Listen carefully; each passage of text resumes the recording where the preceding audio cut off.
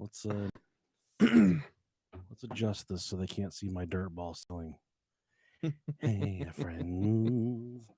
Just an unpainted ceiling. We need to paint it black. I like how that one really does look like a window. I know people have always said, "Why doesn't the weather ever change in Ohio?" Yeah. Because it's a poster. It's a fucking poster. If that would change, that'd be kind of weird. It's like a mood poster. Poon poster. I had those when I was a A teenager. Putin one. Yeah, Putin poster. Putin poster. Good evening, ladies and gentlemen. You guys are here for the pre-show. How's everybody doing? How's everyone doing? Final Six Warning says, hello, motherfuckers. Hello, Jimster. Jimmy, Jim. We're drinking Baja Blast from Taco Bell. It's a craft brew. Fancy. Very fancy. Fancy. Yeah, it's a fancy one. Hello. What's up, Rose? Candace, Nolan Thrasher. What's up, Buttercups? Hi there, folks.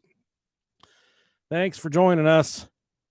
We're going to start recording the podcast in just a second here. Usually I think of something really funny to say at the beginning of the episode, and I don't know what to say this time.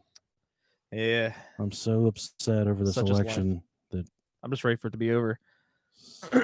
So shaken. So shooken. Shooketh. I'm shooketh. Oh, you hand me the child behind the screen right there. Can you reach that? This? Yeah. Okay.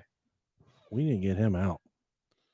We need to whip him out, don't we? The child. Have you even watched Mandalorian? No. What kind of fucking terrorist are you? We got rid of Disney Plus. I think we're getting it back though because one of the shows that the kids likes that was on Netflix just got taken off, and then it's on Disney Plus though. God, dude, my fucking nose is itching so bad.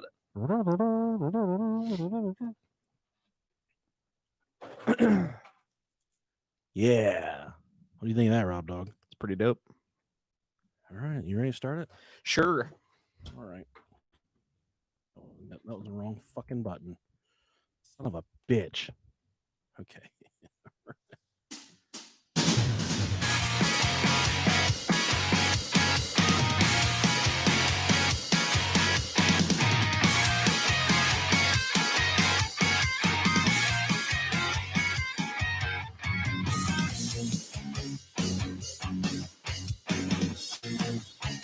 Hey, welcome back to the Cream Spot. If you keep a stopwatch next to the toilet and time your peas, you've come to the right podcast. I'm one of your co-hosts, the delicious Nicolicious.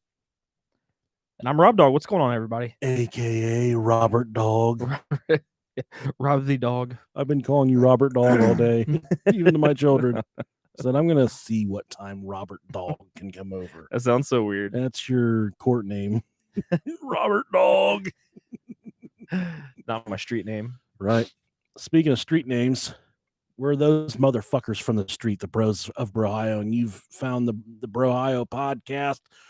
If you're a new listener, we're two fat dads in a basement talking about all of the unknown things in the universe, be it a conspiracy, be it a murder, be it a ghost, be it a man that can suck on his own penis, be it anything you think is not with the grain, with the norm. We're talking about it. Today, we are talking about a topic that Rob Dog threw out many, many moons ago. Oh, yeah. And this is a good one because I don't think a lot of people have done episodes like this before. Yeah. We're talking Deathbed Confessions. It's a good one. Real good. There's some good stuff in here. There's some homebrew stuff that you people have never heard of before. And by you people, yeah, I mean the people listening to the show. So don't get it fucking twisted. Yeah. Who else would he mean? This is an election day special too. Yeah, it'll be out. This will be hitting on election day. So let's say hello to our two new patron subscribers. Three. Amos, Amy, Anus. No, it just says Ames. Ames, thanks for the Patreon pledge. Trent Campbell. Trent with a Y. And Nasty Nate. And thank you so much for your Patreon pledges. You can join us on Patreon for $1 to get a special shout out. Just go to patreon.com/brohio-podcast. Yeah, buddy. And like I said, this is an election day special of the Brohio podcast. Unfortunately, Robert Dog, and I's campaigns fell through the cracks. We couldn't quite get the monetary funds together to get our campaign off the ground. Yeah, we tried. 4 years though, man. It ain't too long. We can work it up. I put it on Facebook a little bit ago. I just want you folks listening to know that I'm gonna hop on my political soapbox for a moment. We don't all come from the same walks of life. For instance, if you have a friend that's owned a business for 30 years and you have a friend that just graduated from college and they're looking for their first professional position, there's obviously going to be two different points of views there. So not everyone is going to feel the same way you do. So it doesn't make them wrong. It doesn't make them a fucking asshole. It doesn't make them a terrorist. So we should all just get along. And also, Rob said it 1,000 times. If he said it once, you are voting for two 70-plus-year-olds that couldn't give a fuck less about what you have going on. Exactly. Two guys that have never been in your position, that have never written a check and been like, oh man, this motherfucker might bounce, or they've never you've been $20,000 in debt and credit card bill or whatever whatever trials and struggles you're going through. These guys have never experienced it, and we're voting for these people to represent us as a nation and as a whole. And just, I don't know, man. It's fucking shit, man. Yeah, regardless what happens, we'll make it through. It'll be okay. You control your own destiny. Your world's not going to crumble down regardless who wins. Your hard work and your drive at the end of the day decides how successful you are in life. Yep. It's all about you and what you can do for yourself. None of these motherfuckers are going to save us. They're really not. Very true. They have the capability to make things a little bit easier, but they also have the capability to make things a lot worse. So we're fucking doomed either way, Rob. It doesn't matter.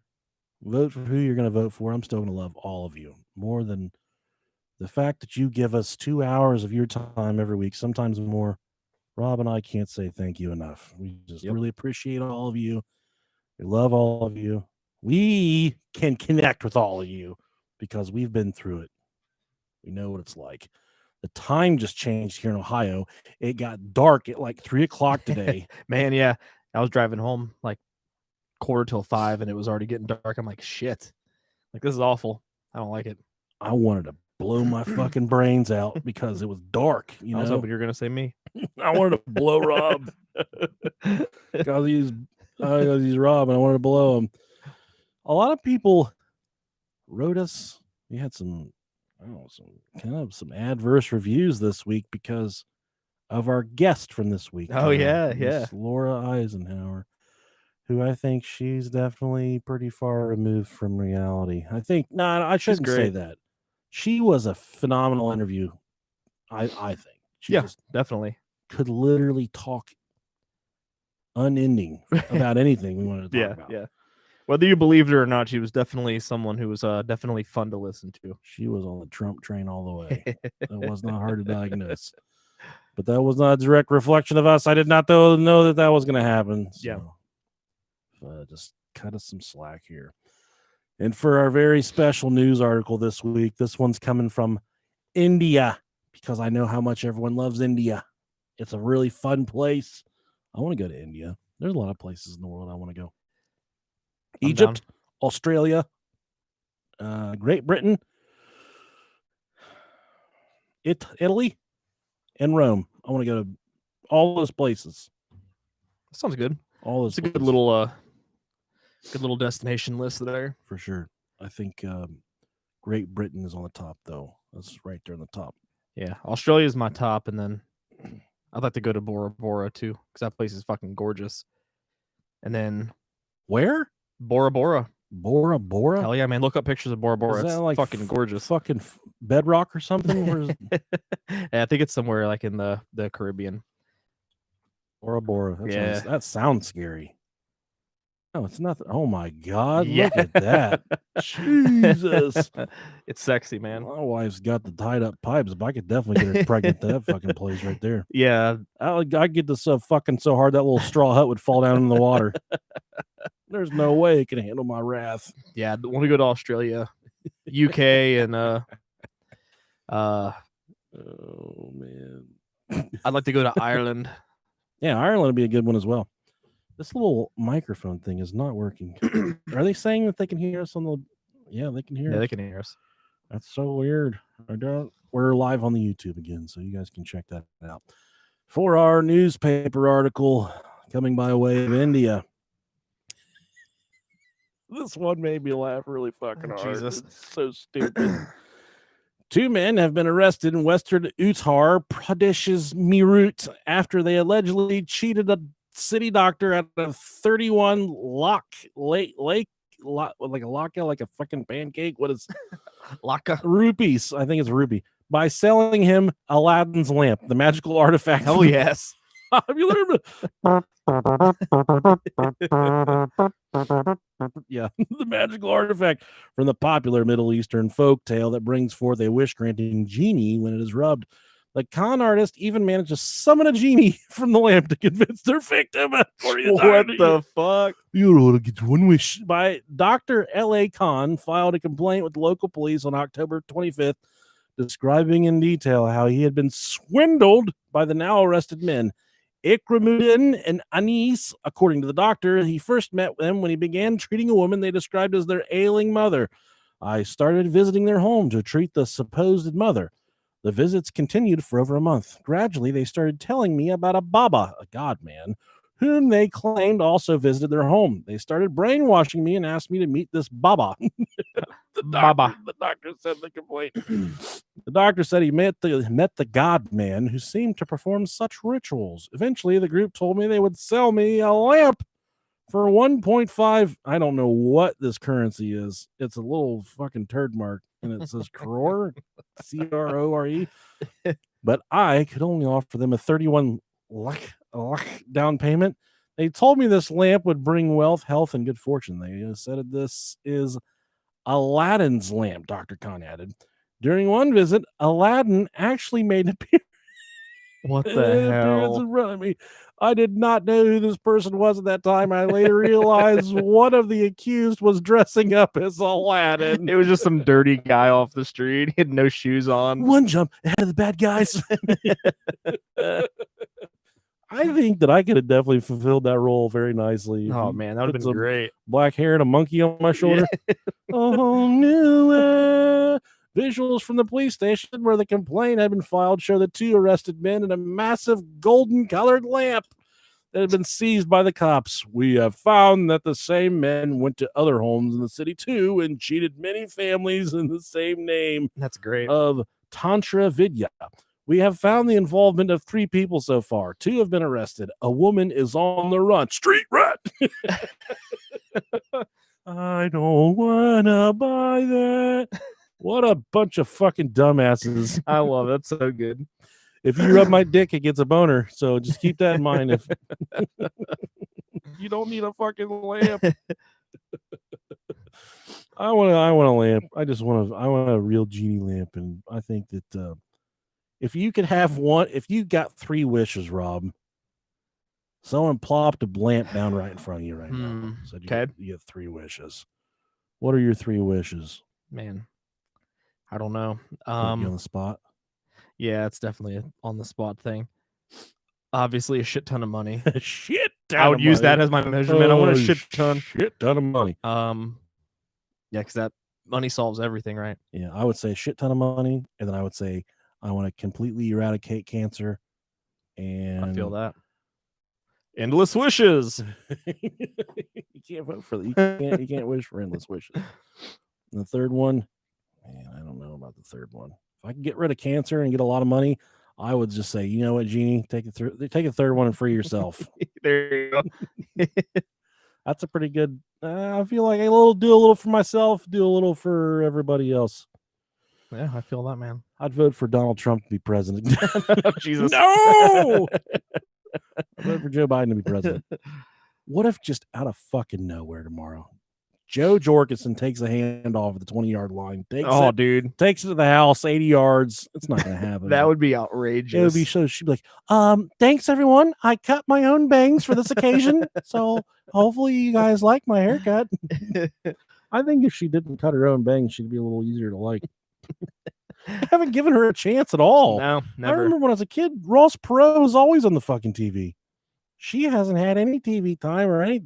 I haven't seen any ads. Because Ross Perot had a shit ton of money. He did. He had oil money. He had that fuck me money. He didn't need to be president. He was already fucking rich. He was bored. Yeah, I think he had power over the presidents. I think we're seeing what happens right now when a man with a lot of money that's really bored gets elected to president. Exactly. I don't know, man. It's whatever. It's gonna fucking all everything. There's gonna be complete anarchy in the streets tomorrow, regardless. Oh yeah. One way or the other, Well, it's gonna Wednesday. get crazy. Yeah, I think it's gonna be Wednesday. Yeah. It's gonna be unrest. Yeah, we'll see what happens, man. We're gonna be here. You know where I'll be? You know, fucking working. Me too.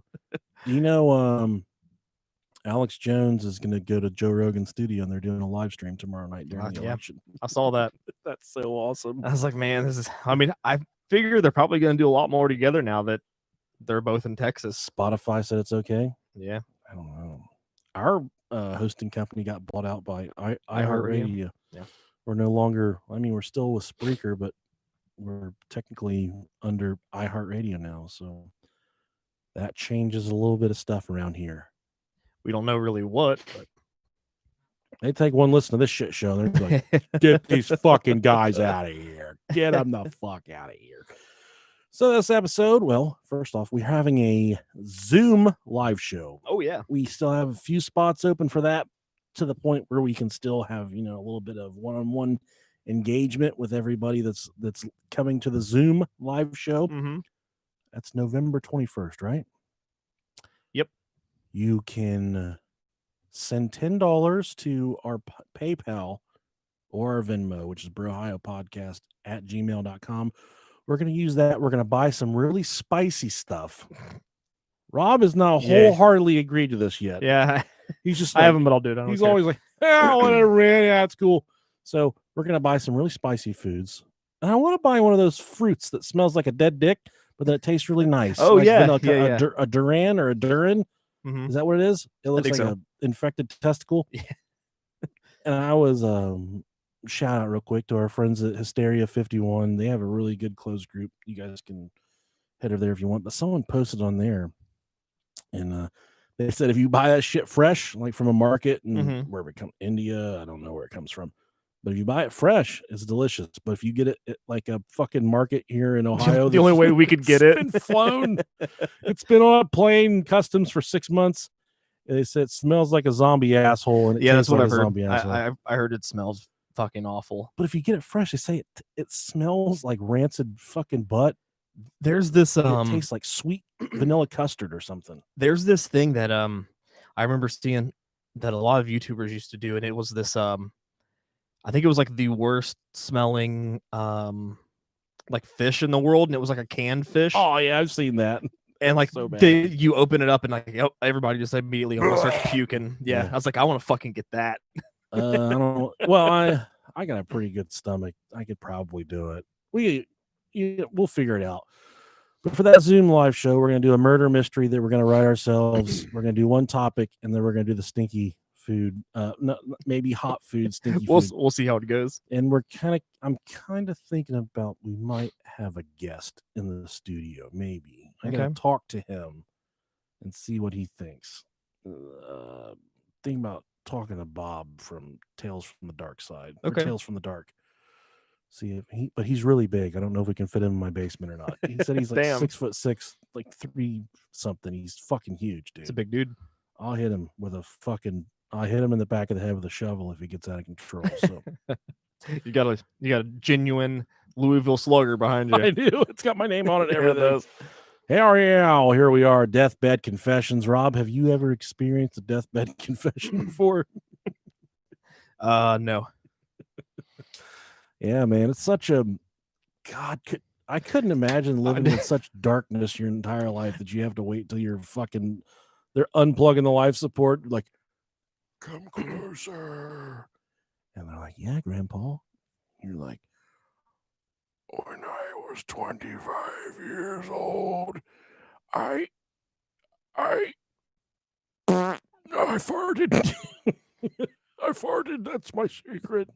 I'm going to make some, now that I've gone through the research on this, I'm going to make something up when I'm dying. If I'm ever get the opportunity to speak on my deathbed, I would like to do the same thing. Yeah, just even if it's just something completely asinine and not true at all. Yeah, I think that's what most just to make the kids like, what the fuck? What's wrong with if you? And they're going to be like, Grandpa, where'd you hide your money? And you just be like, in the nightstand next to my bed is a huge dildo. Yeah, like, oh, where's the money? Where's the money? I don't have any money. I'm poor. Like if my wife is still alive, I'm gonna have her in on it, but I'm gonna tell them I have like a secret lockbox, and they're gonna go in there and find a bunch of passports under different names, all with my picture on it, like a bunch of different marriage certificates, and to give them longitude and latitude. I'll just have random like newspaper clippings of like killers, like of unsolved murders. Take a shovel. Go here and start digging. You're not going to find anything. So this first deathbed confession comes, and some of these are all over. These aren't necessarily murder related or kind of they're all over the place. But this first one is pertaining to one of our favorites here in the studio that we've never really talked about before, the Loch Ness monster, or Nessie, as Rob likes to call her, Nasty Nessie.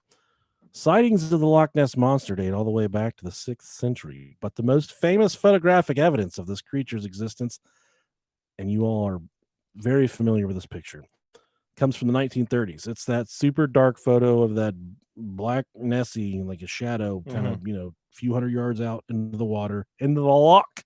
Looking like a brontosaurus. Just floating through the water. In 1933, several people claimed to see the Loch Ness monster, which increased interest in the mystery, as well as tourism to the area. The so-called surgeon's photo that we're also accustomed to seeing over the years, taken by Colonel Robert Wilson in 1934, captured the head of Nessie as the monster swam through the waters of Loch Ness. Wilson, a British surgeon, claimed he'd been driving near the loch and saw something swimming, at which point he stopped to take the picture. He never wanted credit for the image, hence it being called the surgeon's photo. And until the 1990s, it was believed by many that he'd captured actual proof of the monster's existence.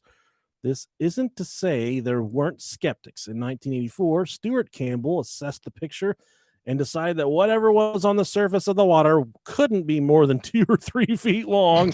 It must have been some sort of an explainable wildlife. Even Campbell was proven wrong, however, when Christian Sperling confessed at the end of his life that he perpetrated the hoax and been part of this fake photo's creation. 90-year-old Sperling passed in 1994. According to Sperling, he was in cahoots with his stepfather and Loch Ness monster enthusiast Marmaduke Wetherell. Holy hell. Such a retarded name. I picture this guy to be super fat and he has a monocle. Marmaduke? Yeah. I bet he's got a huge wiener. Well, it goes without saying. I bet he's a Great Dane. Just a dog. he just moonlights as a human. This is the guy we work for. He was in cahoots with his stepfather and Loch Ness monster enthusiast Marmaduke Wetherell, as well as Wilson, when he sent a toy submarine with an animal head attached to the top end of the loch. The picture was staged by Sperling and Wetherell, who then handed it off to Wilson to give it credibility as he presented it to the public. So that's kind of a bummer. I didn't know that picture was faked. I didn't either. I thought that was real. But there's still a lot of reports of the Loch Ness monster. Nessie. You never know. Dude, that's like the loch is the loch, but the ocean is a completely different thing. True. I started to dig into some sea monster, that for this show, covering sea monsters. I saw some of these motherfuckers, and I said, if I ever seen one of these things in the wild, I'd shit all over my pussy, dude. I would be so scared for my life. You get yourself an infection that way, buddy. Think of Kraken picking up a pirate ship and just launching across the ocean. Yeah. If movies have taught me anything, it's not to fuck with Krakens.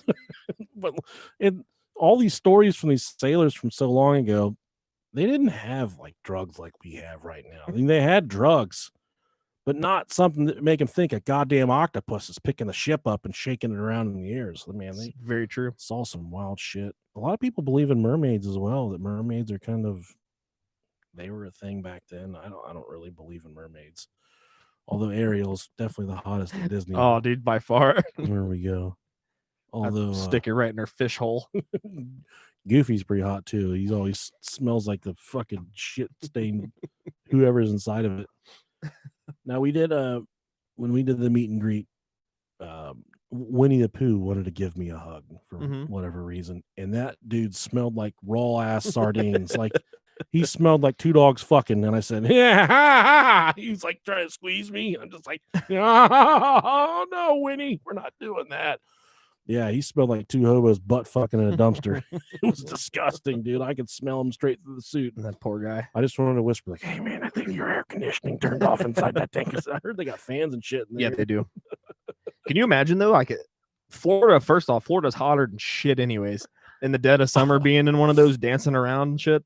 Dude, they take that shit serious there, too. They can't break character, yeah. They live the life. And what I would do, because I know there would be some poor schmuck coming right after me to put that thing on, I'd take a big old shit right in the suit before I took it off. Leave it in the just leave it in the foot of the costume. Yeah, I think I read somewhere that it's typically like you're typically the same role. Like you wouldn't come in as like Eeyore one day, and then you're Aladdin the next day. Right, exactly. And then like that they make sure that two of the same characters aren't out in the park at the same time. Yeah. There's a lot of Disney secrets, man. Dude, it's so interesting. I love it. I love Disney and Disney lore and everything around it. But fuck being in those humid ass suits. Yeah. You're saying you want to get butt fucked in one of those, or like you're like saying like butt fuck that? I wouldn't be against it. Okay. As long as they didn't smell like shit like Winnie the Pooh guy or girl, we don't know. No, well, I had to do a dad flex this week. We had beggars night, and my dad flex was cut the grass and I edged the sidewalks. Because I wanted my shit to look like on fleek when all the other dads are walking through. And apparently at some point, I usually do a pretty good job of cleaning up the poop before I mow, but I ran through a huge pile of dog shit with the riding mower and I parked it in the garage and I closed the garage door and it was about 60 degrees out. Right. So that turd just hotboxed in the garage for like the fucking whole day. It's just cooking underneath that mower. And then I opened the garage door to turn on some music for the end of beggars night for the trick-or-treaters. And I'm like, it all hit me in the face, dude. I said, what the fuck? And I thought the pipes had burst in the house. I couldn't figure out what the smell was in my garage. And I'm searching all over. I'm looking for stuff. And then I turn the light on out there and I see just dog shit all up and down the driveway. And everyone had just been walking through this dog shit and trailing it all over the place. Oh no. And it was I was at that point, I just said, I'm never mowing the fucking grass again. I for these other dads. It was a complete waste of time. There's dog shit everywhere. Everyone's covered in dog shit. Kids crying. Yeah. They're like, oh, or slipping and stuff. It's disgusting. Husbands beating their wives. Yeah, dude. But I still turn the music on. I turn on Ghostbusters for you know how I roll. Yeah. This is the first year that I drank alcohol while I walked around. Oh, so did I. It worked out really well. Yes, it did. It warmed me the fuck up. I had this big old thermos that held 2 beers. I was drinking I took apple cider and I put whiskey in it. Nice. And we got the last stop. They're like, how are you doing? I said, I'm fucking great. You guys got any food in there? I was ready to go inside and eat, man. Yeah, I had some strong ass stouts in mine. So I was like, good. I was good. Yeah, that's real good. Yeah. All right, Rob, this next one's a misfortune. Why don't you take it? This is good. This is definitely some justice served in this one. All right, James Washington. So in 2009, Nashville prison inmate James Washington suffered a heart attack, I mean, or a seizure attack. A seizure attack, that's like the most immature joke ever in historics, or a seizure attack, according to some outlets. An experience that prompted him to confess to the slaying of Joyce Goodner. Oh, yeah, I know this one. In 1995. Washington, in prison for a second-degree murder conviction from 2006, thought he was at the end, either in an attempt to find absolution or as an act of pure desperation, Washington told a prison guard that he ended Goodner, a woman that had been found brutally slain in Nashville, Tennessee, Fucking killed her 17 years earlier. Jeez. Washington recovered from his ailment and tried to take back his confession, claiming he was hallucinating. Surprise, motherfucker. But he was put on trial, where it came out that Washington had been in a relationship with Goodner, and after a 3-day trial, he was convicted and sentenced to life in prison without parole. Oh my God. Womp, womp, womp. That would be my luck, dude. I'd be like, Yeah. I have a husband in Ohio named Robert. Like, what? Like, yes, I love your mother, but I am so gay. I love both of them. And then they pull the plug on me and be like, I feel a lot fucking better. I'm fine. Yeah, I remember fine. Whenever I was looking through stories, that one kept popping up, and I was like, oh, that fucking dude. Like, oops. He deserved that, though. Fuck yeah, he man. did. There was a lot of I'm not gonna lie, there was a lot of stories that were like that. Just people that confessed to a murder right at the end of their life. Right. Man. What's the point? Why? I mean, you're just completely causing so much more heartache, and you're not solving anything by admitting to the shit at the end of your life. So if you have killed someone, first off, if you have killed someone, not in like, Afghanistan, some a tour of duty or something. Yeah.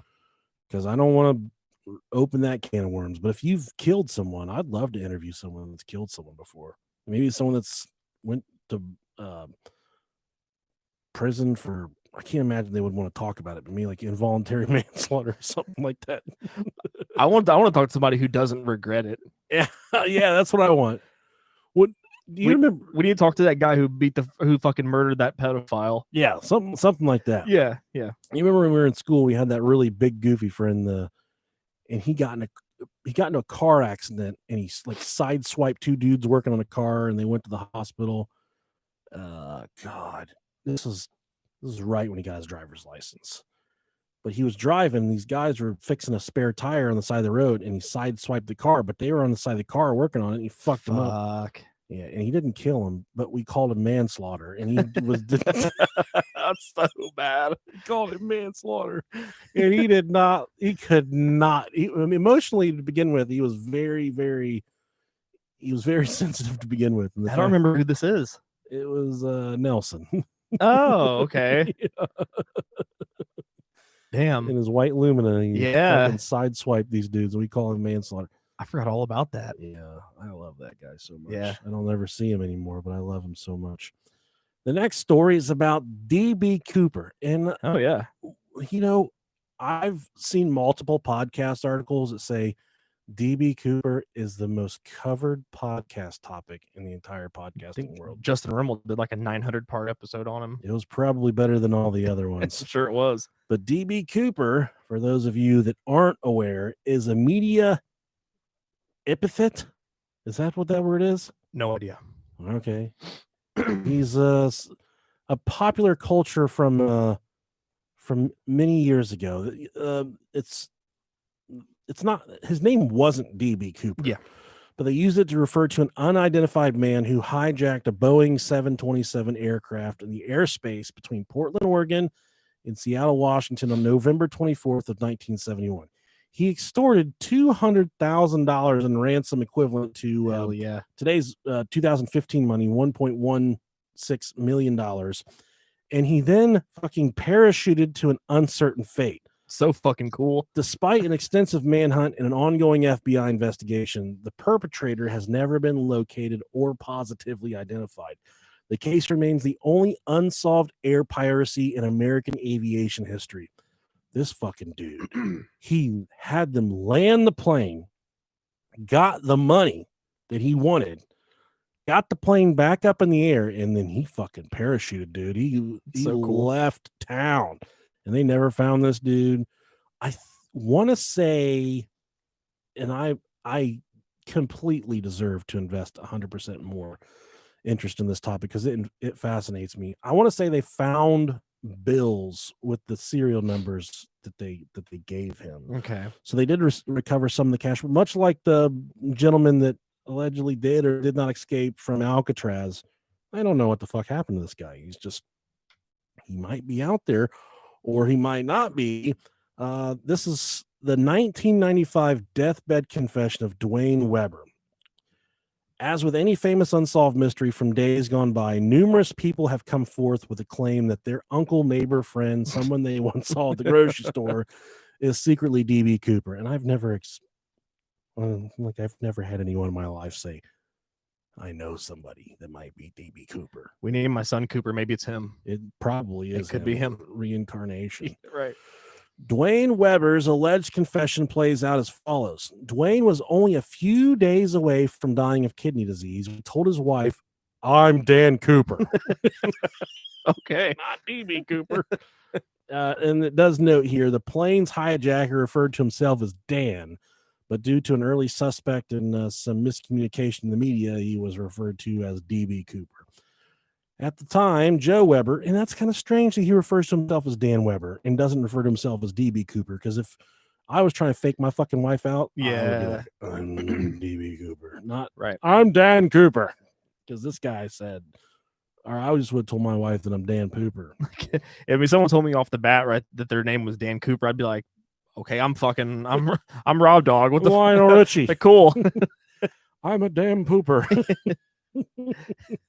I feel you. At the time, Joe Weber alleges she didn't understand the significance of his statement until a few months later when discussing it with a friend.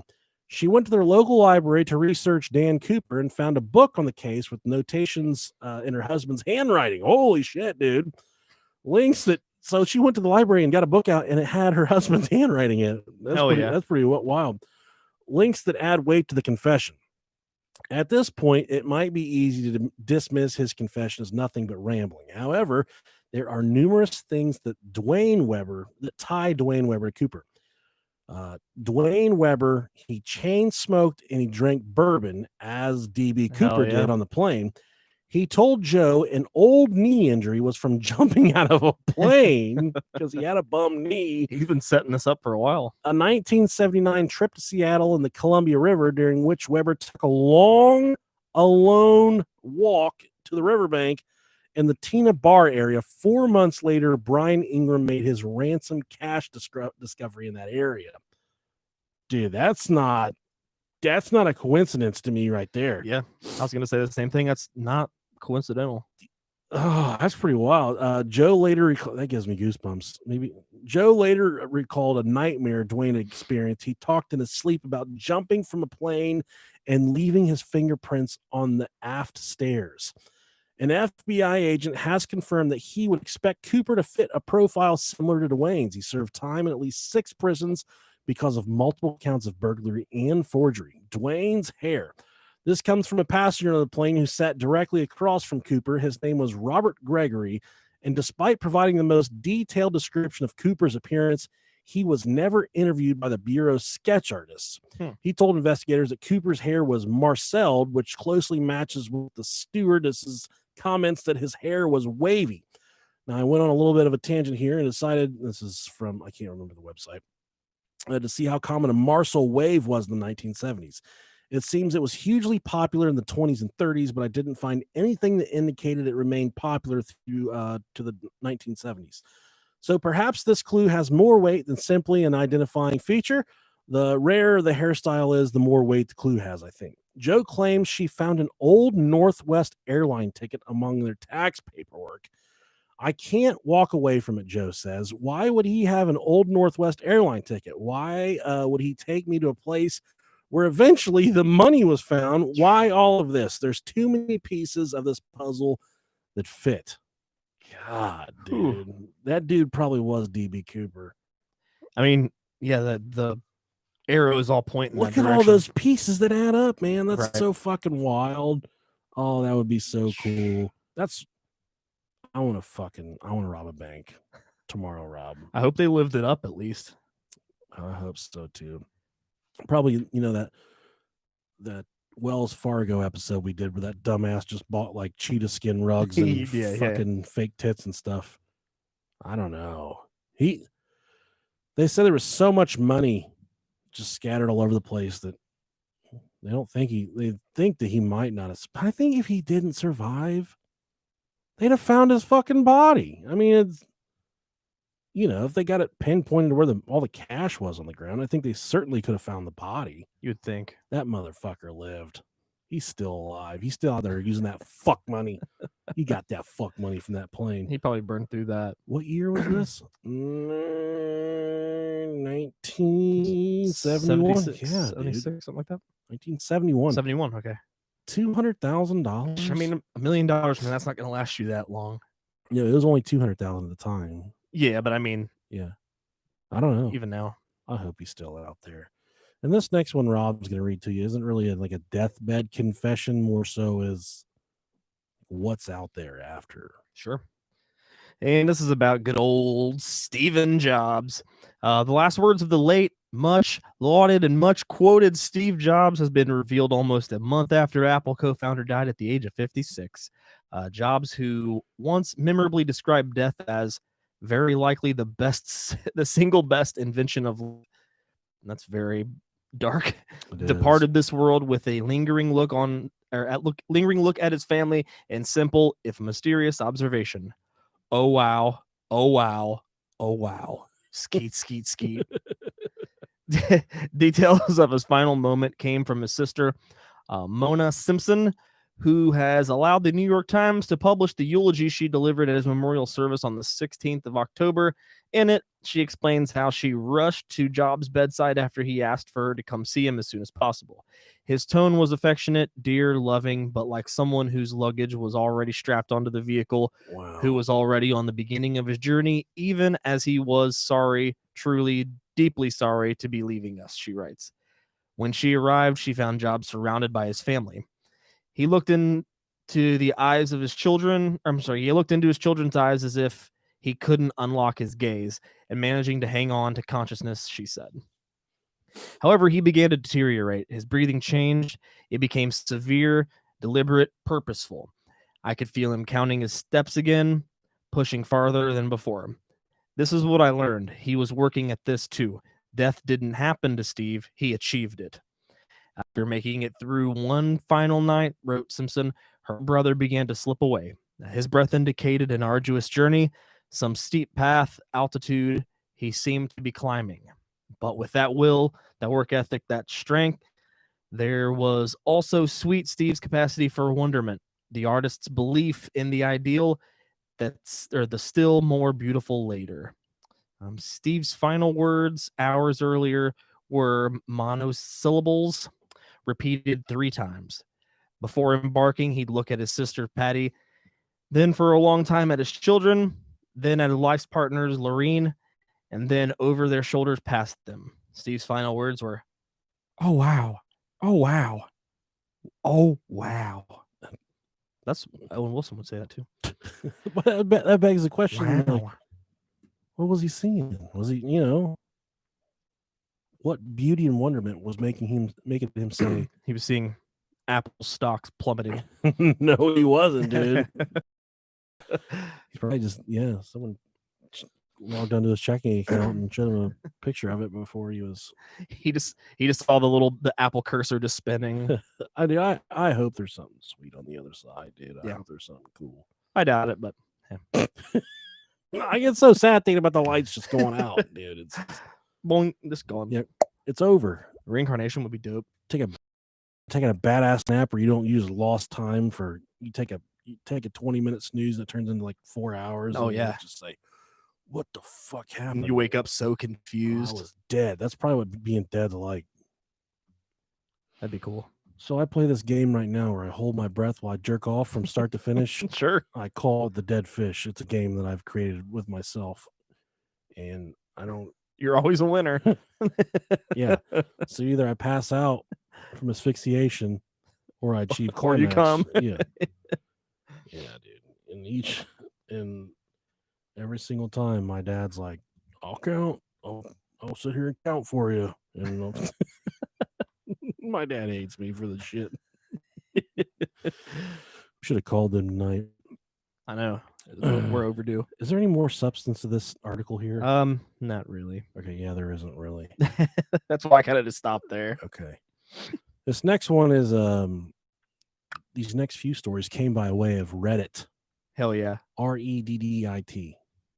It's a little website you can get stories and haikus off of, whatever you need at the time. It's a little known website.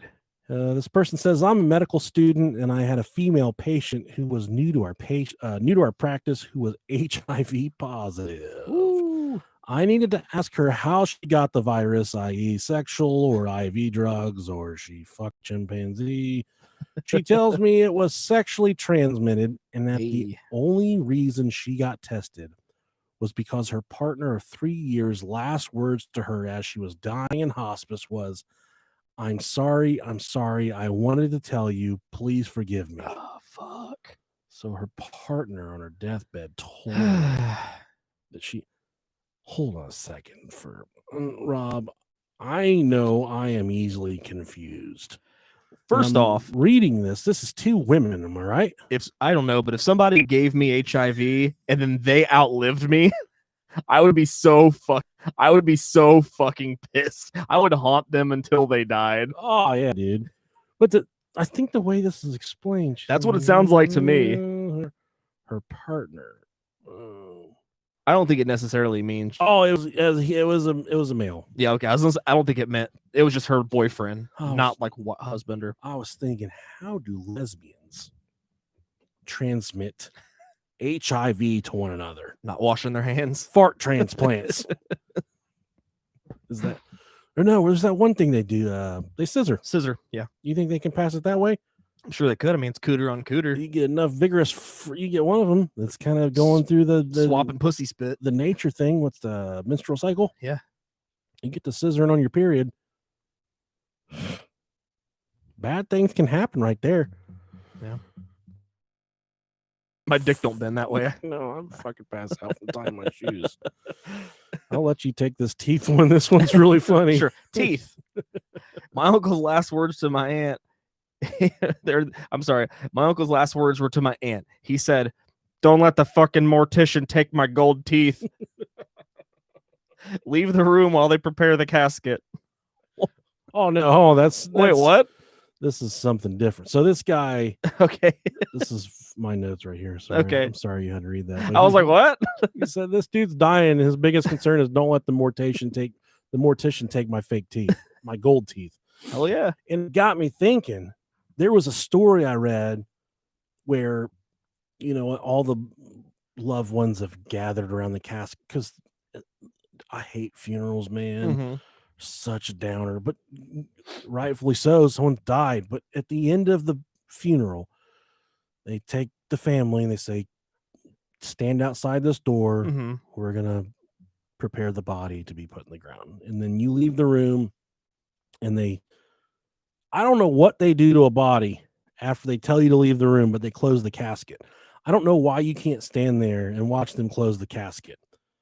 And I've also seen some of these hood ass funerals where they put guns and shit in the fucking casket. Old Slick Willie died and they're gonna put a fucking Gat-9 in there in his casket in case he gets some fucking dirt bandits down there trying to take his gold teeth. He can defend. He got a heater to defend himself with. That'd be sweet. Yeah. I don't even do. I can't even. At least in that way, if you happen to come back alive, you have a gun to shoot your way out. Right. Zombies with fucking guns, dude. I don't want no part of that. That's terrifying. That is terrifying. But this family, I was reading their story. They had their grandmother, her most prized possession. The grandfather was some type of going to all these sales and bazaars and auctions. At some point, he secured a huge diamond for his wife. But he'd passed a long time ago. But her prized possession was this huge fucking diamond that she was wearing. Okay, and they made sure they put that on her whenever she was buried. Oh man! And the family said, the people at the funeral home said, "We're gonna get the casket ready. If you guys want to step in the next room." And you think about that, once that casket gets closed, it never gets reopened. It's kind of done. And I don't know if they do some type of weather sealing process or what the fuck they do. Flex seal. But when they open the door, the gentleman from the funeral home had gone away to help the people on the other side of the funeral home. Mm-hmm. And they said their dad was always just like a I don't fucking care kind of guy, and he would just do whatever. And their dad opened the casket, and the fucking diamond ring was missing off of the lady's finger. Yeah.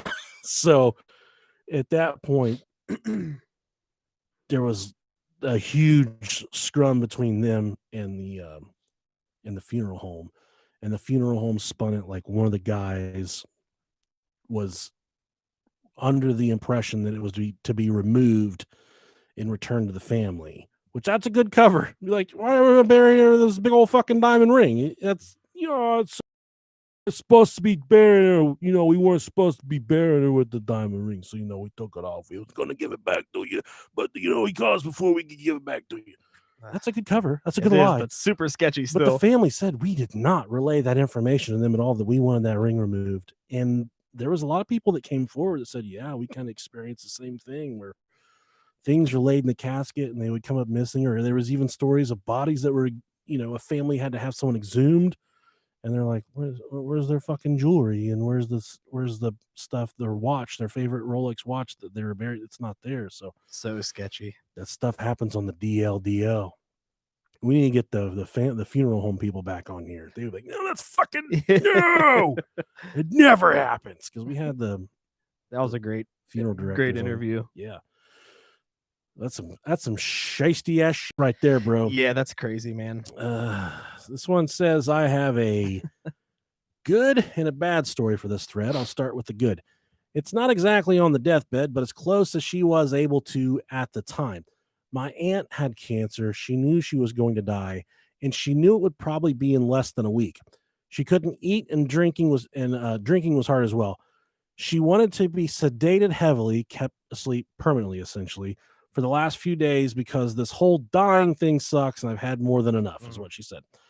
So fair enough. A doctor's called up, a plan is made and carried out. The last thing my aunt said before going under for the rest of her life was, I see the stars, they're sweet, and run carefree.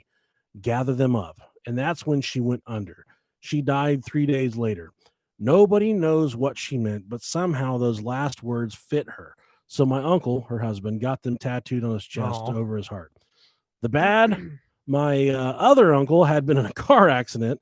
It was bad. And the ambulance on the way to hospital, he said, tell my wife that Wendy is my daughter and I love her. He died a few minutes later because of internal bleeding. Wendy was the neighbor's then 5-year-old child that caused a huge shitstorm. Yeah, dude. Yeah. That's some wine. And that's another thing I read. A lot of stories about how people were confessing certain, the DNA that you think you have is not correct, or you have DNA that you didn't think you had. There was one story where, this girl went her entire life with the belief that she was adopted. And then on the deathbed, the dad's like, you weren't adopted. I knew the woman who I got pregnant, and I couldn't tell your mother. So I convinced her that we needed to adopt a foster child. So we adopted you, but you're actually my biological daughter. Wow. Talk about some heavy ass shit, dude. That's some drama, right? That'd make a good fucking movie, right? It really would, yeah. God. I'd have to tell my wife some shit like this. Those golden retriever puppies we had, those were mine. And Rob passed this one. He said, make sure you get this one. And I forgot all about it. Yeah, there was 2 of them that I was pretty adamant on having it in the episode. And this is the one regarding Roe versus Wade. So Norma McCorvey, I'll just say that. I'll just call her Norma. Was most notable. She's most notable for being the plaintiff known as Jane Roe in the 1973 landmark Supreme Court case Roe versus Wade that led to abortion becoming legal in the United States. Made a stunning admission just before her death in 2007. This is my deathbed confession, she explained in the documentary that is premiering on Friday, blah, blah, blah. She admits that her infamous reversal was all an act. Norma, who had died from heart failure at the age of 69, revealed that her role as an anti-abortion advocate was largely funded by an ultra-conservative group such as Operation Rescue. She went on to describe herself as the big fish in a mutual propaganda campaign. She gained notoriety with the help of evangelical Christian leaders like Operation Rescue's founder, the Reverend Flip Benham. If your name's Flip, you're already shiesty. And the Reverend Bob Shinnick. The conservative film Roe vs. Wade, starring John Voight and Stacey Dash, depicted McCorvey's conversion in the famous case of the same name. I took their money and they'd put me in front of the cameras and tell me what to say. Wow. And that's what I'd say, she said. I did well, too. I'm a good actress. The documentary called AKA Jane Roe, showing on FX, explores McCorvey's tumultuous upbringing that entailed incidents of alleged abuse and neglect. She experienced a short-lived marriage as a teenager before a decade-long relationship with girlfriend Connie Gonzalez. The documentary reveals McCorvey's received at least $450,000 in benevolent gifts from the anti-abortion. I knew what you meant, buddy. Yeah. I was locked in. I don't big word well. Including in the documentary are some scenes from the presidential election night of 2016, depicting her disappointment as Democrat Hillary Clinton lost to Donald Trump. I wish I knew how many abortions Donald Trump was responsible for, she quipped in the scene. I'm sure he's lost count if he can count that high. Holy shit. I've often wondered about that, like how many babies he's personally had aborted because he got somebody pregnant. Yeah, who fucking knows, man? Jesus, dude. Let's see here. I'm trying to get some more meat of this. I can play the trailer real quick here from FX. Yeah, do that. Wing it. Oh, my fleas are waking up.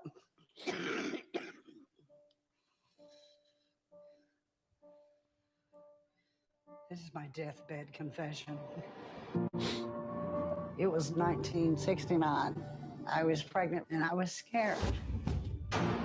These two attorneys were looking for overturn the Texas abortion laws. I was looking for a plaintiff to help overturn the Texas abortion laws. I was Roe versus Wade. I'm Norma McCorvey, aka Jane Roe.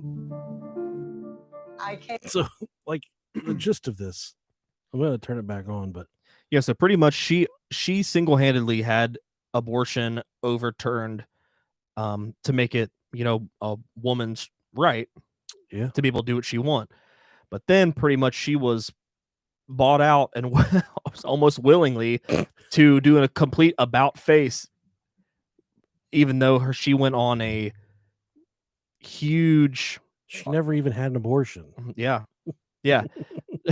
So, I mean... It's so dirty. Yeah. It is. I mean, I support the cause here, but, if I'm...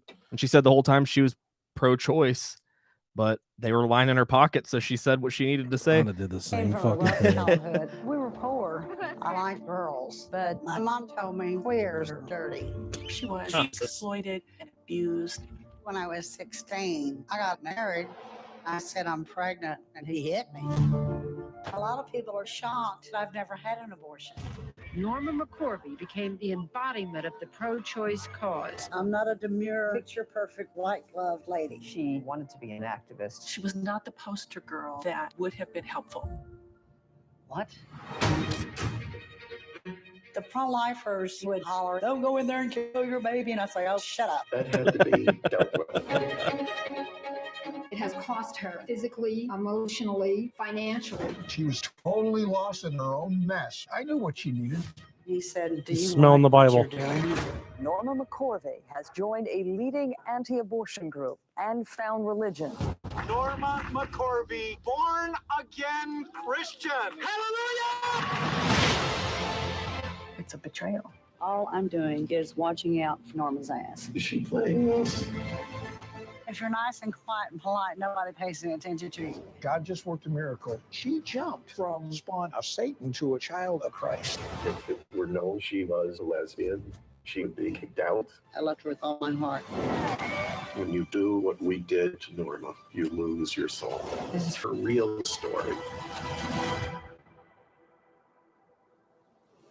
And that's AKA Jane Doe. I'm gonna go watch that after. That's gonna be on my it's my queue. That looks pretty good. That was on it's a whole crazy story, man. FX. Sure, Because you mean you hear about Roe versus Wade all the time, like yeah, even like growing up and stuff. And man, we were it's a explaining huge case. We were explaining to the kids in the car tonight. Like they said, they were asking about it, and they said, "Daddy, what are you, pro-life or pro-choice?" And I'm like, "What the fuck is this right now?"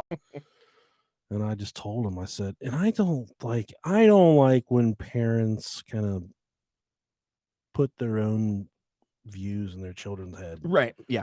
If you're voting for fucking Big Bird, don't need kids to vote for Big Bird or whatever. Yeah. And I explain it to them what it is. So what pro-life means and what pro-choice means. And they're like, okay. And they said, what are you? And I said, sweetheart, it doesn't matter what I am.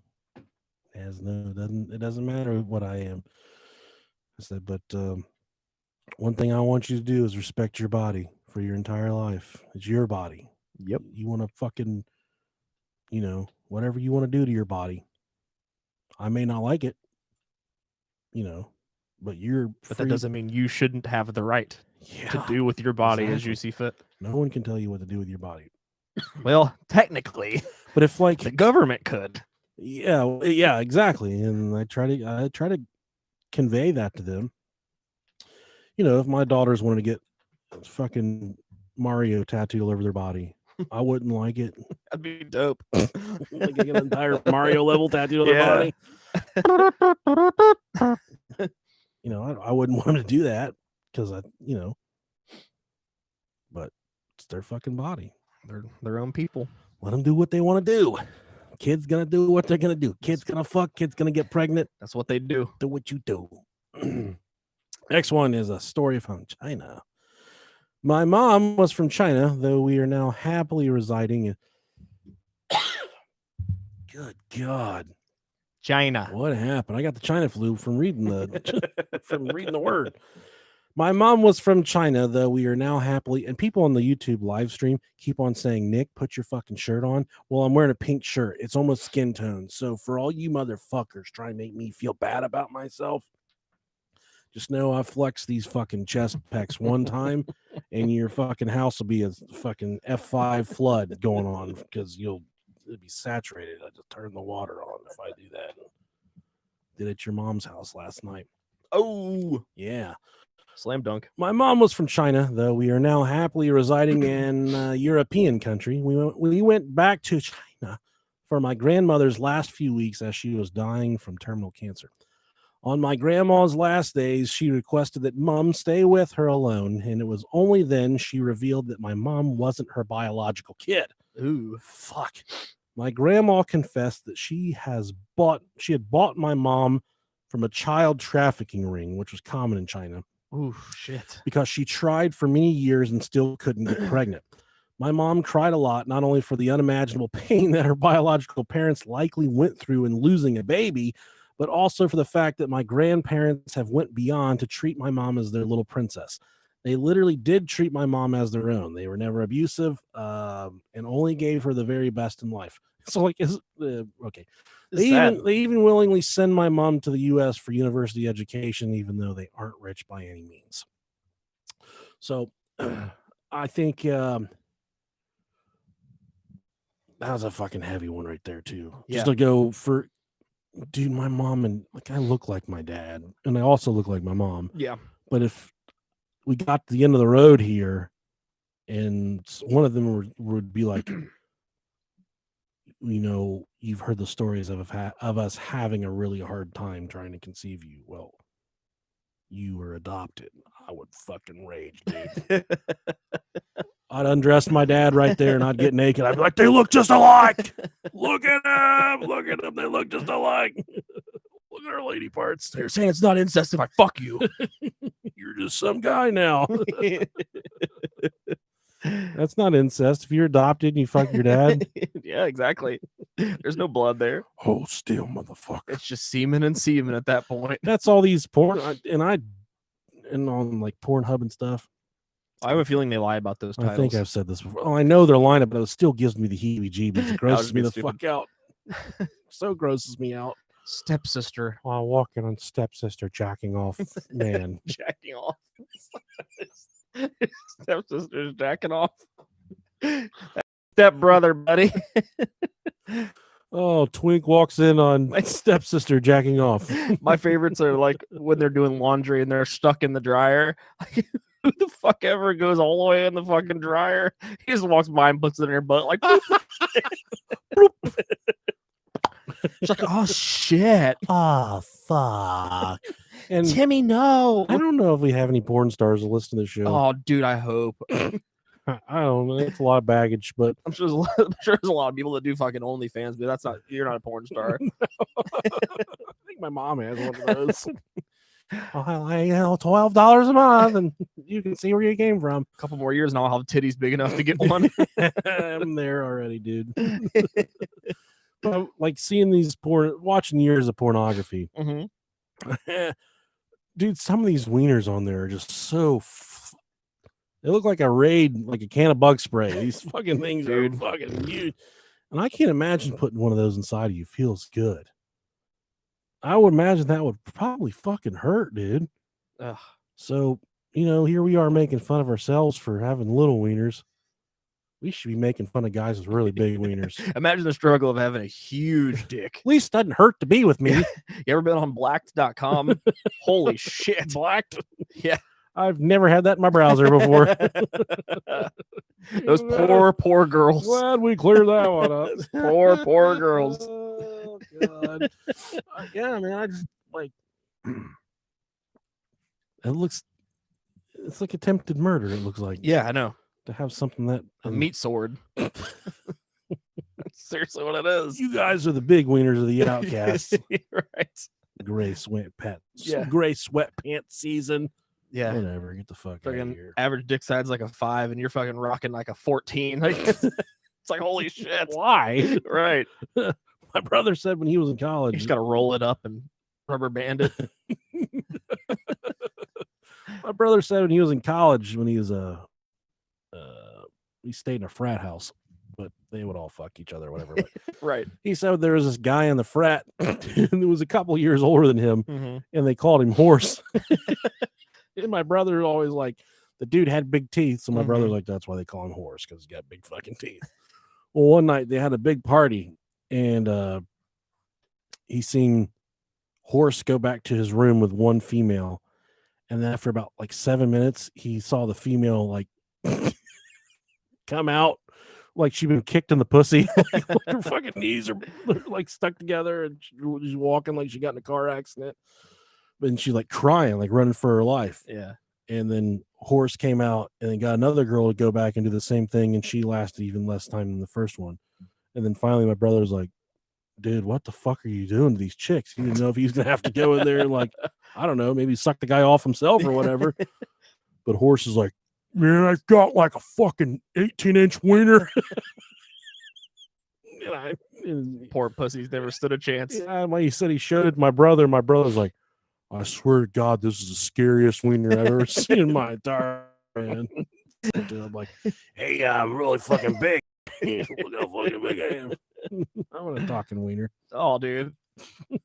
That'd be so great. He'd have such a smart ass mouth. My wiener would be that small friend, like, yeah, we're gonna kick your ass.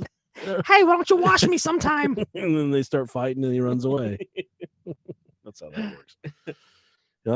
Is it cool if I take this next one? Because the next one's the JFK thing, and you're all over that shit. We'll do whatever, man. This is a good one. This is Boyd Bushman. What an unfortunate name that is. Boyd Bushman. And I know the only reason I give some credence to his story is because when I was trying to research it, nothing was coming back on Google. I used DuckDuckGo, and a lot of stuff came back, a lot of videos. But as far as trying to find his confession on YouTube, couldn't find it. Did some digging on duckduckgo.com, which for those of you that are not aware, when you type in something into Google, it only brings back what it wants you to read. It won't bring back stuff that it doesn't want you to read. But if you go to DuckDuckGo, you can use that as a search engine as well. And we're not getting paid for this, but you can type in whatever you're looking They for. can pay us if they want. DuckDuckGo, and it brings back the shit that Google doesn't want to show you. So if you type in Clinton body count on Google, not a lot of stuff comes back. If you go to DuckDuckGo and type in Clinton body count, a lot of stuff comes back. A lot of literature. Epstein Orgy Island on Google, nothing comes back. Epstein Orgy Island on DuckDuckGo, a lot of stuff. Same with the Vegas shooting, Sandy Hook, all the different crazy conspiracies in the world. Hell yeah. Google versus DuckDuckGo. But this guy, Boyd Bushman, wasn't coming back on Google, but he was coming back on DuckDuckGo. It says, shortly before his death in August of 2014, scientist Boyd Bushman, who held senior positions with Lockheed Martin, made some shocking statements. Bushman's 4-decade career was very real and very decorated. In short, he is a very credible witness who also had various technological patents to his name. Not only did Bushman state that UFOs are very real and of extraterrestrial origin, but the stories of recovered vehicles and alien bodies were also accurate. He even produced several photographs of one such recovered alien. Alien technology was then back engineered in order that it be suitable for humans, while a meticulous study of the aliens continued. According to Bushman, 2 completely different species of aliens are in the possession of these secret government agencies. Furthermore, the former scientist states that there are aliens who already work alongside humans on these secret projects. According to Bushman, they communicate with their human counterparts through telepathy. These projects took place in Area 51, the highly secretive Air Force base in Nevada. The video below offers a lighthearted look at this such talked about facility, which I didn't include that video. Bushman went on to claim that citizens of America, he reads anything you put on the teleprompter. Bushman went on to claim that citizens of America were working 24 hours a day in order to unlock the secrets of the alien technology in their possession. Hell yeah. The technology itself is very advanced, so much so that there is the ability to travel much faster than the speed of light, something mainstream science insists we can't do, at least not yet. The main thrust of this revolves around anti-gravity technology. The secret projects are a global effort with the leading minds from various different countries, including Russia and China. These assertions echo those made by Ben Rich, another high-ranking Lockheed Martin member. Before his death in 1995, he stated that the technology to take ET home already existed. He would even go as far as to say anything you can imagine, we already have the technology to do. However, this technology stays hidden within top secret black budget programs. Ooh, and I will go to DuckDuckGo real quick. What was his name? Bushman. Blah, blah, blah, blah. So, in bold up there. Boyd Bushman. And his he got a big long interview on here. He's 32 minutes. Scientist from Lockheed Martin. I have 27 patents. Approximately 13 years ago, I ran across a person who had been given a job by Dr. Teller. Dr. Teller was Oppenheimer's right-hand man. And even after Oppenheimer was thrown out of Area 51, Dr. Teller stayed there and was in charge of several programs. The person that I contact 2 to 3 times per month is the head of that program now. And this interview is 32 minutes long. This guy looks like you just want to watch the whole thing right now, don't you? Fuck it. I'm into it, man. He's got some really compelling stuff. I don't know if this is a condensed version. Un supuesto científico That's del not área a condensed. 51. That guy doesn't even speak English. So actually, it was longer than that. I think it was 50 minutes. 50 minutes, but he goes through all of everything that he knows. Maybe this will work. A mythical, ultra-secretive base. Nope, that's just some commentator. We can't steal other people's stuff. We'll take away all of our shit. So go to duckduckgo.com, type in Boyd Bushman, and all three of the We're real well respected. top videos there will be ones you can click Some on. good and shit. Watch him. So this the next one's enrolled Robert Dogg's wheelhouse. This is Oh, yeah. in the JFK genre. Yeah. Which I'm starting to see in just a little bit. I don't think I put it in here. There's this one. Yeah, I don't think I didn't put it in here. I'm completely fascinated with the death of Abraham Lincoln, where you're kind of obsessed with the JFK thing. I'm kind of obsessed with Abraham Lincoln right now. And I'm reading all these alternate theories about John Wilkes Booth shot Abraham Lincoln and then escaped into the night. Some days later in a Virginia tobacco barn, they corner a guy who they think is John Wilkes Booth. Okay? They think it's John Wilkes Booth. And without no positive identification, they just start fucking shooting this dude and lighting the barn on fire. Hell and yeah. they eventually kill him. But no one was able to, with 1,000,000% certainty. Actually, no one with even like 70% certainty was able to say, like, yeah, that was John Wilkes Booth. And then flash forward some years later, there's this guy in Oklahoma, and he's got this big, long backstory. But right at his end of days, he said, on his deathbed, he said, my name, I'm not, I think his name was like Henry something or her, I can't remember. He said, I'm not them, I'm John Wilkes Booth. Like, I'm killed the president, and I changed my name whenever someone was killed who they thought was John Wilkes Booth. Not that it matters now, it's kind of fucking so far in the past that it would change nothing. But what if the fucking dude that really killed him just, never faced the music? I just feel bad for that. It would have been super easy to hide something like that. Oh, especially back then. Yeah. There's no record of what you're supposed to look like, or official record of your no fingerprints or anything. Yeah.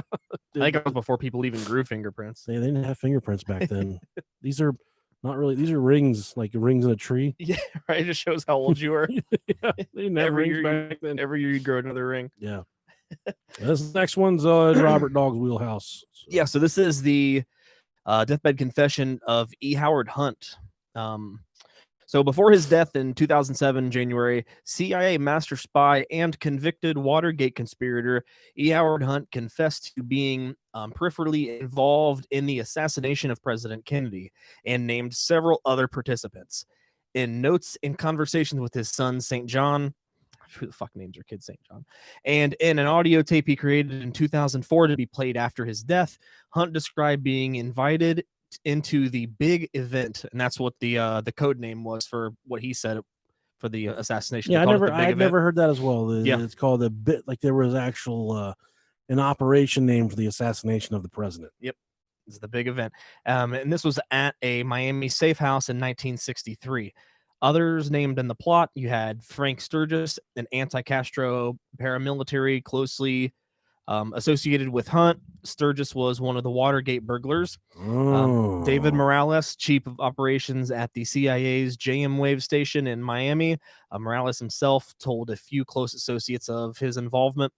David Phillips, CIA propaganda specialist and later chief of Western Hemisphere Division. Philip was assigned to Mexico City during the mysterious trip of Lee Harvey Oswald, or someone using his name, to that city in the fall of '63. Antonio Veciana, Cuban exile leader of Alpha 66. Veciana told the HSCA that a Maurice Bishop, thought by many to be Phillips, pointed out Lee Harvey Oswald to him. William Harvey, a CIA officer who ran the ZR rifle executive action program. Harvey fell out of favor with the Kennedys when he sent sabotage teams into Cuba during the '62 missile crisis. Let's see here. Cord Meyer, a high-level CIA officer whose ex-wife Mary Meyer was having an affair with JFK. Who wasn't JFK fucking? Good for He him. was fucking everybody. He was slinging that dick, You dog. fucked me. Nobody was circumcised back then. Oh, no. It's like having two different guys. It's like one guy with a hard wiener, one guy with a soft wiener fucking you. There you go. That's what it's Right. like by being fucked by an uncircumcised guy. Yeah. You think I'm fucking joking? You got to roll it back before you can actually feel it. It's like having a hard dick and a flaccid dick inside you at the same time. Hell yeah. French gunman Grassy Knoll. Wonder what he was in charge of. Hunt's chart included an unnamed French hitman on the infamous Grassy Knoll. Lyndon Johnson, vice president. Hunt says he declined active participation, but did have a benchwarmer role in the plot. In the tape excerpt made available so far, Hunt made no claims which would prove his allegations. However, the people he names have all been suspects in the assassination for some time, and many of them worked closely together in anti-Castro operations.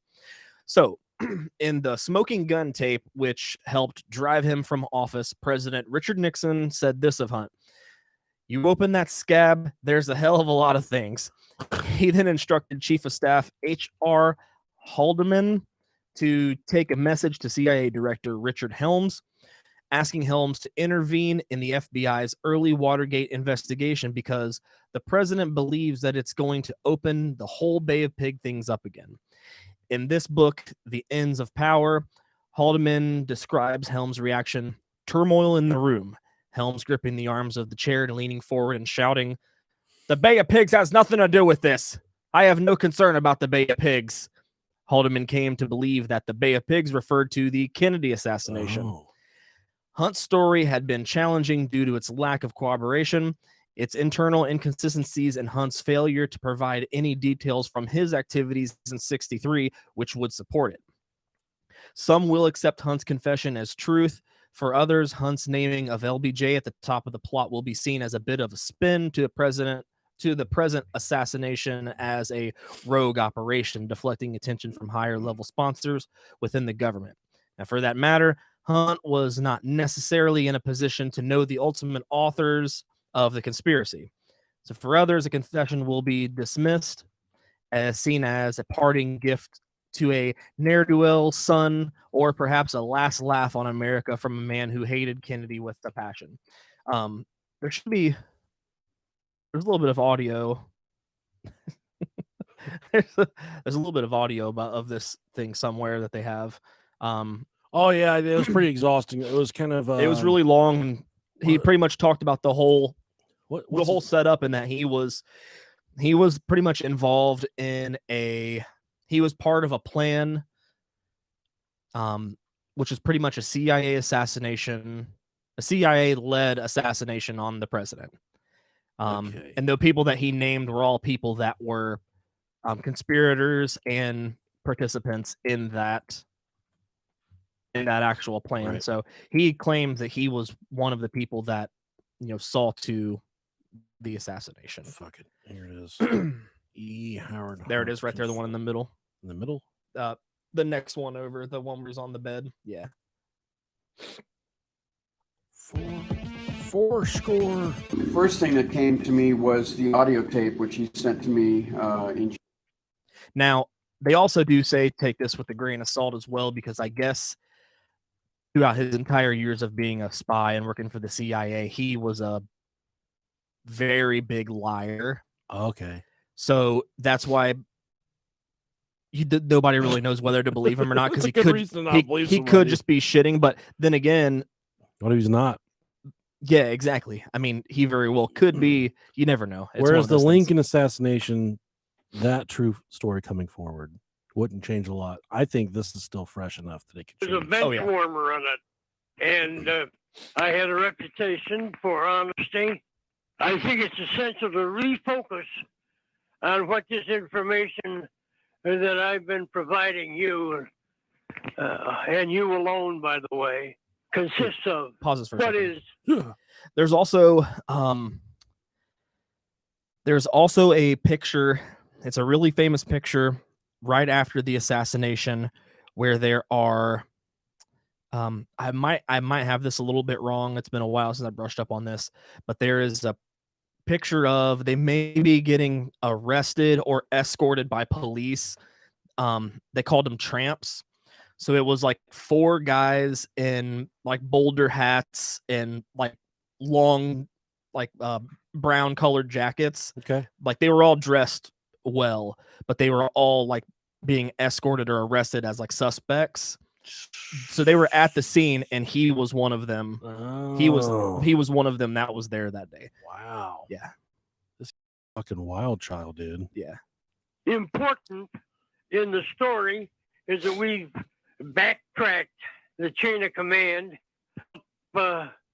through Cordmeyer and laying the doings at the doorstep of LBJ.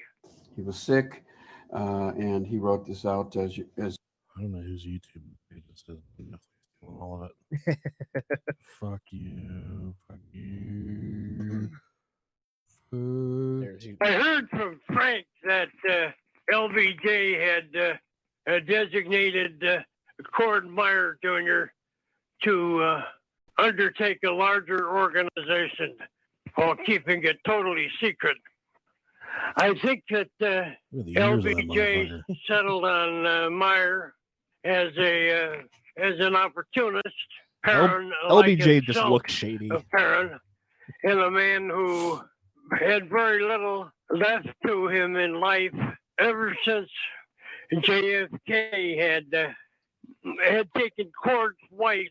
I don't know. I'd probably kill myself before I listen to the end of that guy's story. He's waiting here. Speaking of LBJ, have you ever heard the audio of LBJ ordering pants on the White House phone? No. So I noticed on LBJ his picture there, he had big old fucking ears. Yeah. Just listen for yourself. No, I don't know. You all just guessed at him, I think, son, but wouldn't you have the measurements there? So this is the fucking president. This is the picture that I was talking about. Let me try to make it bigger here. This computer's really slow, though. It's the 3 tramps. He's at the very end. Gotcha. And he was supposedly arrested. There he is right there. That's so weird, man. So he was there that day. He was there. Undoubtedly, he was there. Yeah. That's crazy. This audio I'm playing here is the president, LBJ. He had to order his own pants. I don't think the president would have to do that anymore. But this fucking dude had to order his own pants. I can send you a pair. I want them a half an inch larger in the waist than they were before, except I want 2 or 3 inches of stuff left back in there so I can take them up. I vary 10 to 15 pounds a month. So leave me at least 2.5 to 3 inches in the back where I can let them out or take them up, and make these a half an inch bigger in the waist. Make the pockets at least an inch longer. My money and my knife and everything fall out. We just got too much money.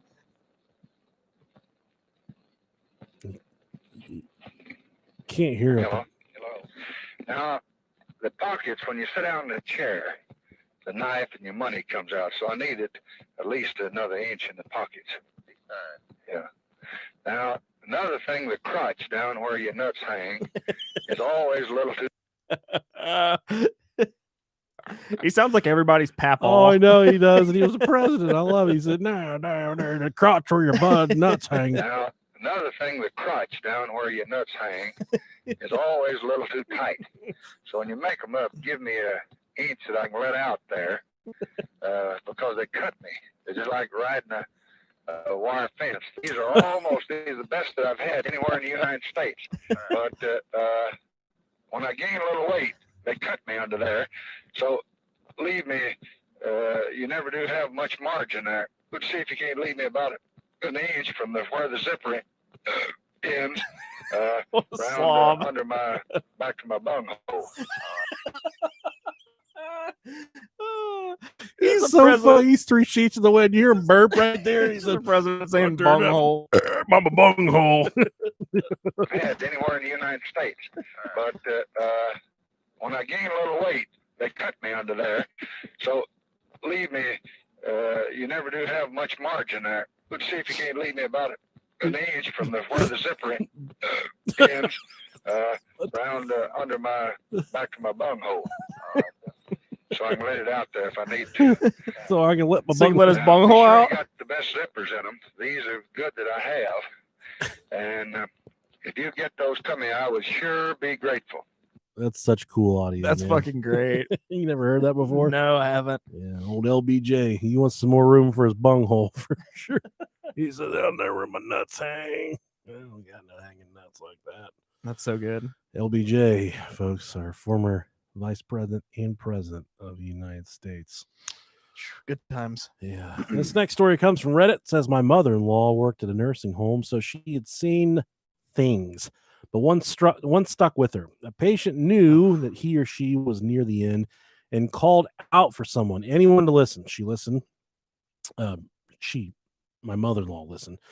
The patient said that when they were young, their father had been out drinking with some friends, and on the way home, he had hit a little girl. He gave very specific details about where and when it happened. The girl was maybe 3 years old. Her father and his friends hid her body under the front porch and never spoke of it again. The person had lived with the guilt of keeping it a secret. Jeez. And felt horrible that the little girl's family would never know what had happened. They had to let someone else know in that event. But God, dude, listen. That's rough.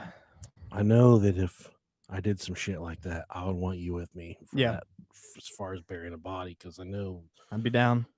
you would just be like, cops would come to you and be like, I want a fucking attorney. The best part about it is I'm so fucking stupid, I wouldn't remember where he buried it anyways. Oh, fuck, I don't remember. Yeah. I was hungry. I was so fucking hungry. Oh God, that's some heavyweight shit right there to live with. Yeah. That, man. That's some sad stuff. This next one is about someone by the name of James Brewer. Did we already? I'm trying to think. Is this the one from the first one? No, the first one was Washington. Okay, no, this is a different story. Okay. Go ahead. I'm trying to find the one you just read. I thought it was I thought you were going to read me the one that I sent you a while back whenever I was looking into it. The really fucking sad one. And I was like, dude, this fucking killed me. Let's see if you can find it. And I'm looking for that one. In 2009, Michael Anderson suffered a stroke that he believed was going to kill him. At the hospital, he revealed that he was actually 58-year-old James Brewer. He had changed his name around 30 years earlier after he was declared wanted in Tennessee for the murder of his neighbor, Jimmy Carroll. James shot Carroll to death outside a gas station over suspicions that Carroll was trying to have an affair with James's wife, who later changed her name to Dorothy Anderson. James Brewer was arrested for the murder, but fled with his wife right after he was released on bail. They went to Oklahoma, where they changed their names and started living a new life.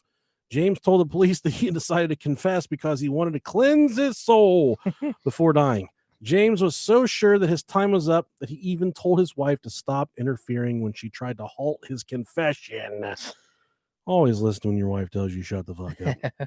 Fortunately for justice, James survived the stroke and was charged with murder. Oh, man. Dun, dun, dun. That was pretty good. Thank you. That was really good. A metronome, like a fat metronome.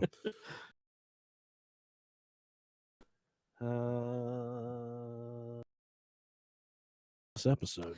Yeah, I think I don't think I sent it to you on text. I think I sent it to you in Snap, so it's long gone.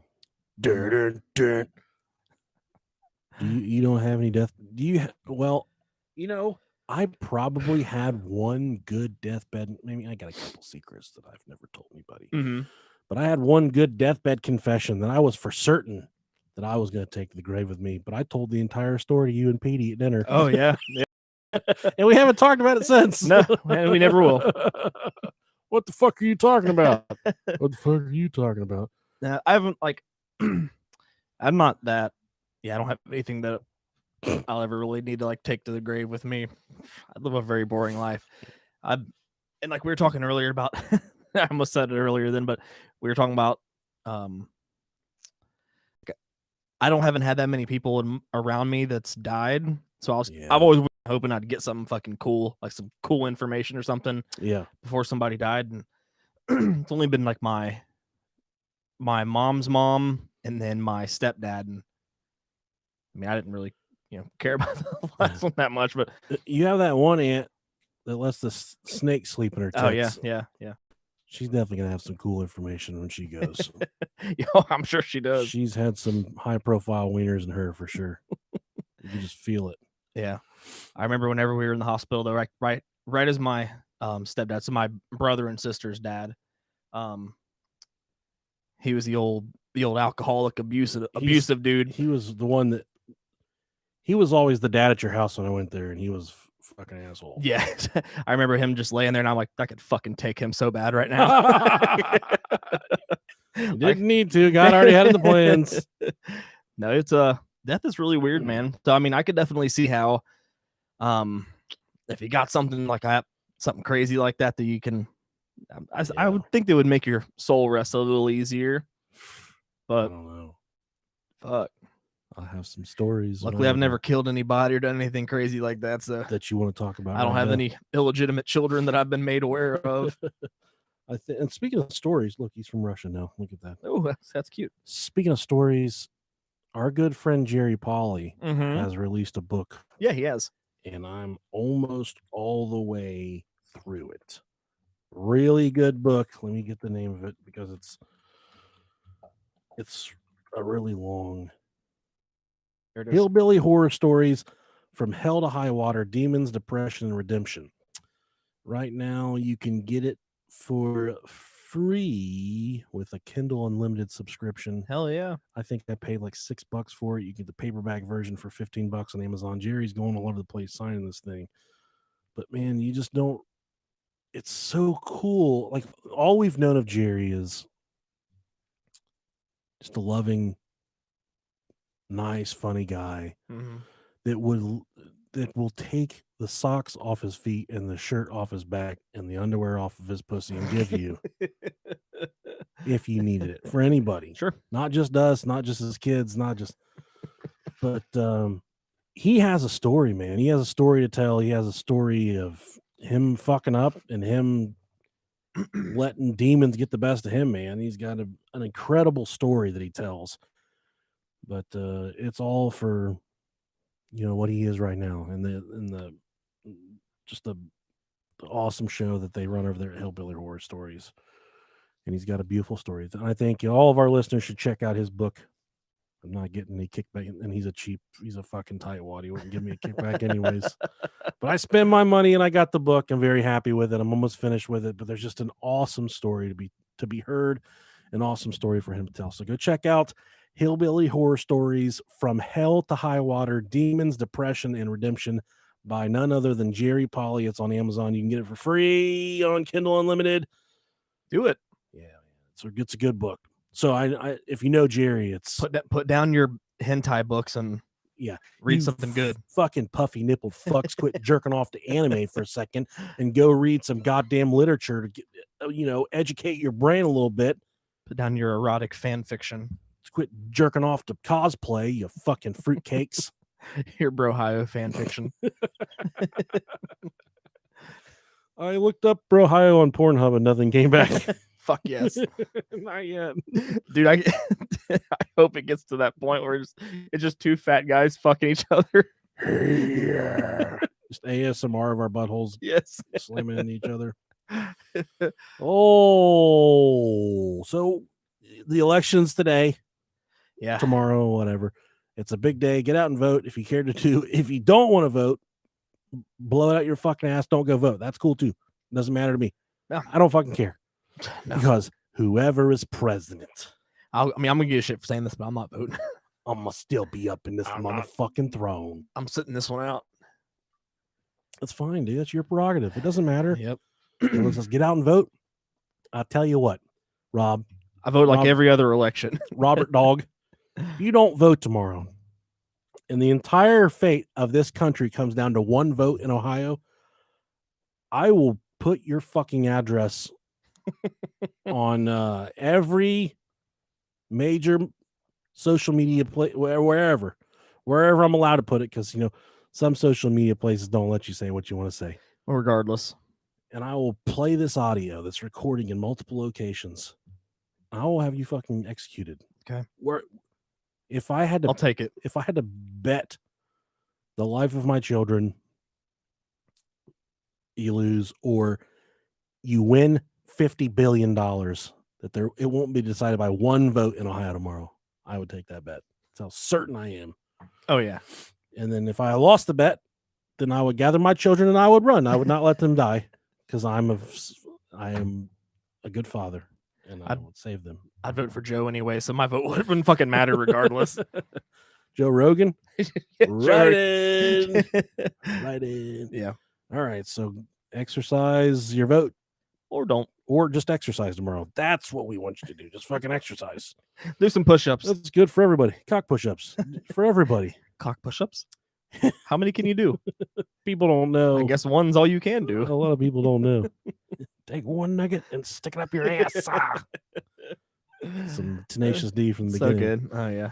All right, folks. Thanks for listening to us ramble on, ramble on, ramble on. Yeah, thank you guys. He's Robert Dog. I'm the Robert Dog.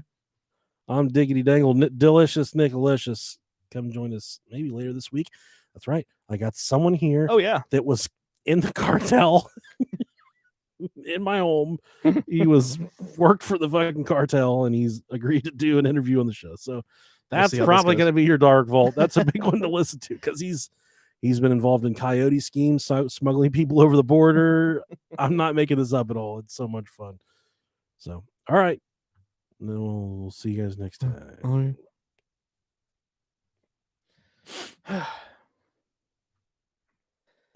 Now's the part of the show where I can let my tits out and oh yeah, we're still recording. Yeah. I wish it wasn't fucking 10 o'clock. We could go get his ass. Yeah. I'm tired, dude. Dude, I'm fucking beat too, man. So tired.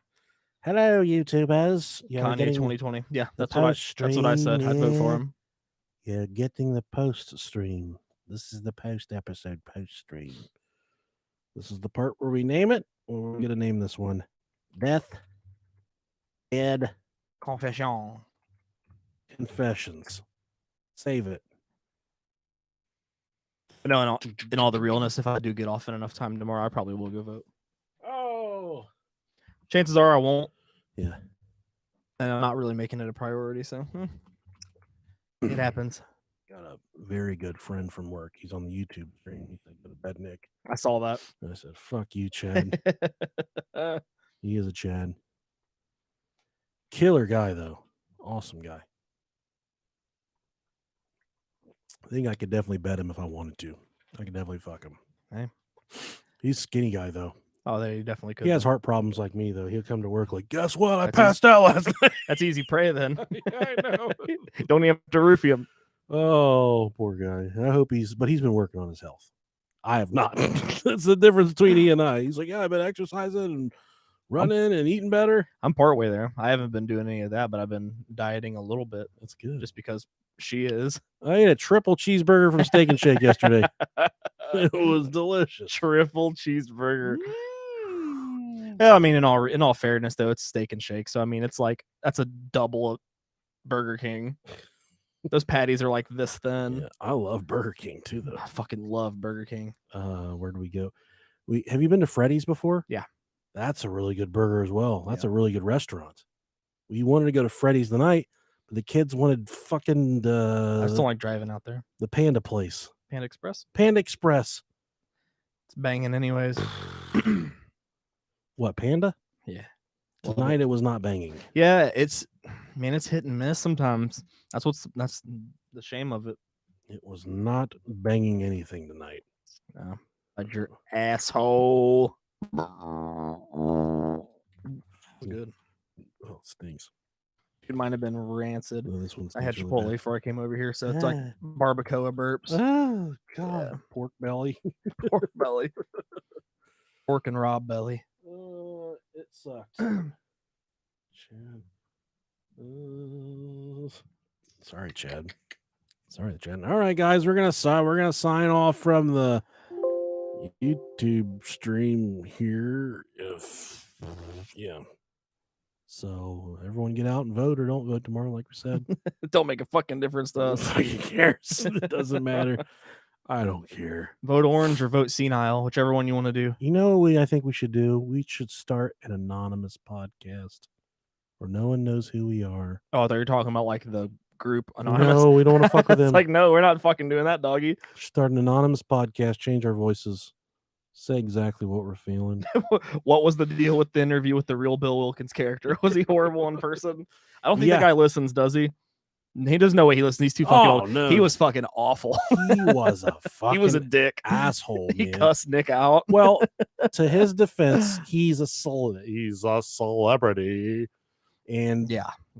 Well, if you're so fucking famous, then have an agent and don't put your home phone number on IMDb, you stupid fuck. Which is how I called and I'm like, hi, is this Bill Wilkins? I can't even remember his name either. Yeah. And he's like, oh yes, it is. And I said, this is Nick from the Ohio podcast. How are you? He's like, who? I think when we were talking to him, he was like fucking making eggs or something. He was. He said, yes, I'll do it at 6:30 this evening. And then he said, call me then. And Rob got held up that night. We didn't get down here till late. And we called him like an hour and a half late while he's cooking dinner. He was so pissed. He said, hello, what do you mean you want to talk to me right now? And I'm thinking, what the fuck else have you got to do? You piece of shit. Matlock's not on for another hour or two. He said, I'm cooking dinner. He said that. Yeah. Oh, I'm cooking dinner. I wish we'd record that whole thing. I'm sure he probably said supper though. I'm cooking supper. Yeah. Yeah, he was something else. Yeah. But he said, but yes, call me back in 20 minutes. I'll be done with dinner and we'll talk. And then he flipped the switch. And he was totally cool. He flipped the switch. He's like, let's start the fucking interview. And then we start the interview. He's like, thanks for having me on the show, fellas. Just such an actor, dude. Yeah. Such an actor. Also, what it could have been for the Discord and for all of the Skype stuff and Zoom stuff. That day I was having a really bad internet service in my area anyway. Okay. So the one when we were talking about. Okay. But I have a weak internet signal down here with one, I got the 5G and the 2.4 whatever, and I was on the 5, which I can barely get right here, and that's what it's always on is the 5. So I got to switch it to the 2.4 or the 2.5 or whatever one for now on, which I did. So I fixed it. We're doing our best to try and fix it. Yeah, you can only do so much around here. Yeah. Hell yeah. You can only do so much. All right, episode's done. All right. Bye, guys. Bye.